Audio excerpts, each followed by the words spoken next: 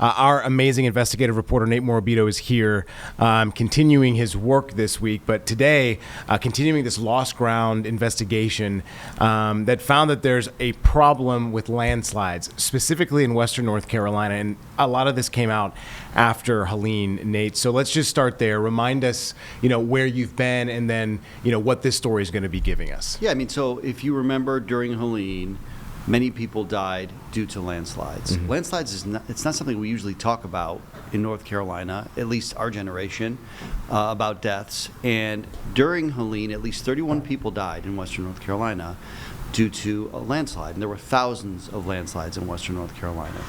The question is, did people know in Western North Carolina that they might be at risk of landslides? Mm-hmm. Of course, now it makes sense. Yeah. But, you used to think about floods more than you would think about landslides. And what we found is over the last 2 decades, politicians have kind of gone back and forth on a program that identifies risk in counties in Western North Carolina. Okay. They created a program, very minimal cost, about $500,000 a year in 2005 after deadly landslides. Mm-hmm. And that program ran for about 6 years, started mapping some counties and identifying properties that are at risk of future landslides. Okay. And then politicians froze the funding for that program. And it was frozen for 8 years. So we're talking about 1 county per year can be mapped by geologists, scientists who study the earth. 8 counties before Helene, we don't know which ones, didn't get mapped, right? The program was restarted at some point in late 2019, and they went back to work. But to this day, most counties in Western North Carolina have not been mapped for landslides. Why does this even matter? Right. Scientists will tell you that a landslide will happen again at some point in the future near where it's happened before. Okay, so if you live near a past landslide site, it could be, 100 years ago, 10,000 years ago, whatever. It could be in 10,000 years in the future, whatever number you want to put. It could be yesterday. Right. At some point down the road, it is going to be an issue again. Okay. Is the bottom line. We can't predict when, but we know it's most likely going to happen. Okay. And among the counties that were mapped initially in the first phase of this program, it was Buncombe County, of course, home to Asheville. Right. Home to Swannanoa, which suffered some severe damage during Helene. And here's what's really wild. We talked to a man who lives on a property in the Grovemont neighborhood in Buncombe County. The landslide came down from his backyard, wiped out several homes, killed 2 of his neighbors. The woman was found in his backyard. Man. He didn't find out until the day after Helene that there were maps that tell you what the risk is for your property. Mm. So I pulled up the map of his property the other day, and it's unbelievable. There is a shadow of a landslide deposit surrounding his property, which means a landslide at some point in our history came right down through his property, and he didn't know it. He bought his home in 2016.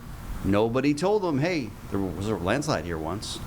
And so he's living in this dangerous situation. And thankfully, he was a little bit lower down, so his home wasn't severely damaged. He's still alive. But his neighbors can't say the same thing. Yeah. So I want to pull up, if we can, Jeb, the mapping program, because I think it's really important to remind people that this exists, because that's really the focus of our latest investigation. This exists, and not enough people know about it, and part of that falls on public officials. Some say it falls on realtors. And every little dot you see there is a past landslide.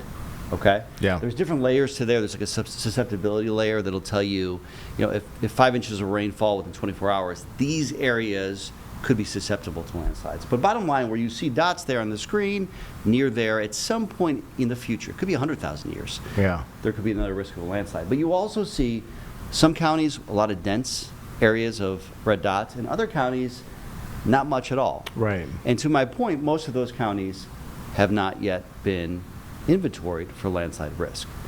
And ultimately, the push now is to really fund this program now that we have, hindsight and realize what happened in Helene. This is life or death information that hasn't gotten to people who need it most. I'll rattle through some of these statistics, because this is during Hurricane Helene. There were more than 2,000 landslide locations and 31 deaths because of these, apparently. So it's approximately 75% of these mapped that you were just talking about impacted our critical infrastructure, including roads, structures, our rivers. So this is impacting commerce. This is impacting businesses. It's not just lives. It's very interesting. You had told me it's 50% of the United States is at risk for landslides? About 50%, yeah. So can I ask, and I'm not a math guy, but what goes into their assessment of risk for landslides? Do you, without going into numbers, how do they look at that? Because it seems like it would take some time, right? And it also begs the question, how much time do these people have? Right. Now they're rushing to get it done Exactly. with limited funding and limited staff. But there Right. is this LiDAR technology, which is basically laser technology. That's right. You talked from about that. planes. Okay. Yep. Okay. And that really helps them kind of get an idea. And what the head geologist told me is that all it takes is a little bit of piece of earth Yeah. that maybe is shallow to fall to cause 3/4 mile worth of damage.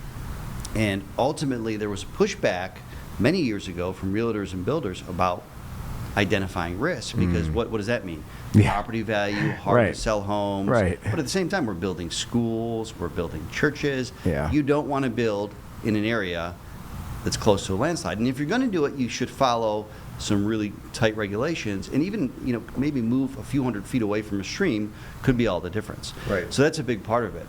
But there's some research that was done, and this was really interesting because early on in this project, we talked to some UNC Asheville researchers who had talked to landslide survivors. They went out in the community, they interviewed people, and their big takeaway was people did not know that they were at risk of landslides there. And what's wild, again, Colin, is that public officials did know. They created maps. They gave maps to counties. The maps were even online. But if you don't know they're online, you don't know the data exists, you don't know where to look, what good is that data? So let's listen to both of these real quick, because they really have an interesting perspective based on their research. A lot of people were really thoughtful about where they moved, and did the research, more research certainly than I would have done, and were taken by surprise. We had a bunch of holes kind of overlap, and then we got kind of the situation that we saw where people had no idea they had risk and were impacted. Some people died. Really, Colin, I'm really excited to show in the next couple weeks too, is that these actually work. We interviewed a family in Yancey County who was going to build in Chimney Rock until they looked at the map there and saw near their property there was a past landslide, and they were in the footprint of a landslide deposit. They hired a consultant. That consultant said, you cannot build there. It's not safe. Thankfully, they found a piece of property in Yancey County, and the video of the property they looked at after Helene will give you chills, because they are convinced they would have died if they built there. Yeah, that's wild. Well, and the fact that you pointed out that officials, they know about this risk. Obviously, it's more prevalent in other counties than others, but that probably means they haven't been there.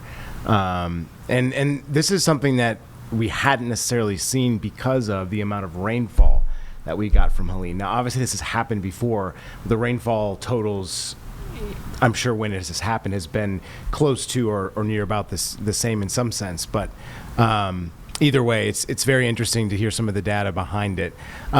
So, not to mention, so you got all of these riverbanks that have shifted, right? A lot of these individuals that are still trying to dig out and still need funding in a lot of these areas. Is there any discussion? I mean, because they're going to have to go through the federal government, it seems like, to get backing from this. So how do they promote that when they're still in the hole for needing funding from Helene, when they've been asking for, they're still short, $4 billion, more than that? What discussion, what does that look like, do you think? I mean, so I'll give you an example of this one community where this man lives.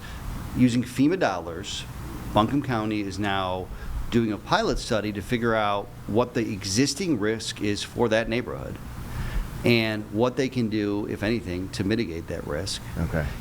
To me, it feels like kind of like a flood situation, even like in the community here in Charlotte, just south of Mountain Island Lake, the county had to buy those properties because they were flood prone. Right. Is this a situation where they may have to say, we need money to move these people if they want to move? Okay. But also, here's the bottom line. If you are living with risk, you should at least know the risk. And then you can make the assessment for your own safety and comfortability. Yeah. Is this something that I feel comfortable living at? Maybe you do. Yeah. But you do have people that are living in these same areas, and they don't have much choice, right? They don't have as much money right now. They've lost a lot, their livelihood, and now they're asked to figure out where they can live. And the truth is, there are places you can live safely.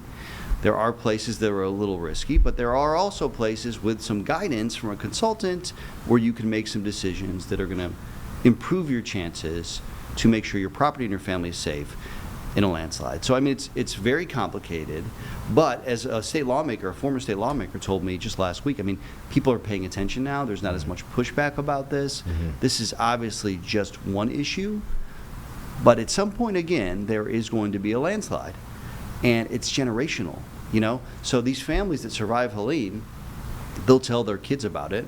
Right. Who knows how old they are, right? Yeah. The key is that the kids' generation and then the next generation and the generation after them all need to remember that there was a landslide at this property. Yeah. They need to remember whatever this event was, because I think it was the flood of 1916 maybe. That was the big thing before there. Yes. And, I mean, a lot of people weren't alive back then. Yeah, you're right, and that's what I was looking at. It says the trigger mechanism. Apparently, when I was looking this up, roughly 88% of these landslides occurred in areas that received at least 10 inches of rain, which in that's what they had. They had more than 10 inches of rain. And the ground was already saturated, right? Exactly, Which was a big with problem. Helene. Yeah. So, good things of note tonight. What time? Tonight, 11, and I really want to make this point clear, because we have people telling us we want public officials to step up and do something about it. So we took what they've asked us to those public officials.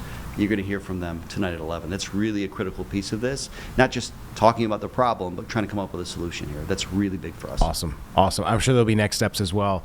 You're great at following up. So, and I know pretty soon, hopefully, we'll get an entire show with Nate Morabito, an investigation type of show, man, because just there's so many things I think people miss in between, all these nuances and then how you put things together that I think would be really great. So appreciate your work.